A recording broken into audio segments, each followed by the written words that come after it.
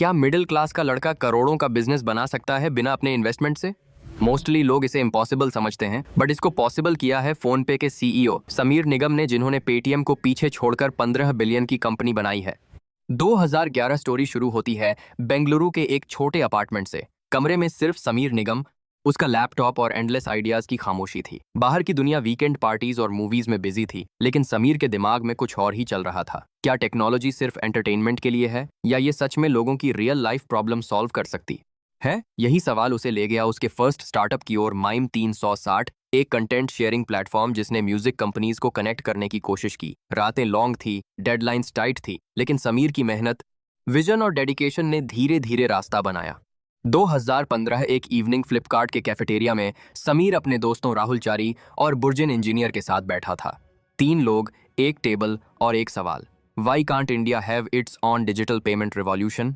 Discussion casual थी, लेकिन idea powerful था। इंडिया फास्ट डिजिटल हो रहा था, फिर भी पेमेंट सिस्टम कंफ्यूजिंग था। लोगों को चाहिए था एक सिंपल और सेफ सॉल्यूशन। तीनों ने डिसाइड किया कि फ्लिपकार्ट छोड़ेंगे और एक नई जर्नी स्टार्ट करेंगे। मिशन क्लियर था, we will make India truly cashless. 2016 उसी समय इंडिया में यूपी लॉन्च हुआ था और लोग इसे समझने में कंफ्यूज थे। समीर ने कहा, let's make payments so easy that even a first time smartphone user can do it. शुरुआत इजी नहीं थी, ऐप क्रैश होती, बग्स आते, डाउनलोड्स कम थे, इन्वेस्टर्स का भरोसा कम। फिर आया वो हिस्टोरिक मूवमेंट जिसने सब कुछ चेंज कर दिया, डिमोनेटाइजेशन। पूरा देश कैश के लिए लाइंस में था और फोन पे धीरे धीरे लोगों के फोन्स में इंस्टॉल हो रहा था। एक छोटी सी टीम ने ओवरनाइट पूरे देश का अटेंशन ग्रैब कर लिया। 2018 से 2020 कंपटीशन तेज हो गया था। पेटीएम जैसे बड़े प्लेयर्स पहले से मार्केट में थे, लेकिन समीर ने अलग रास्ता चुना। कैशबैक की रेस में नहीं, ट्रस्ट और रिलायबिलिटी की रेस में जीतना।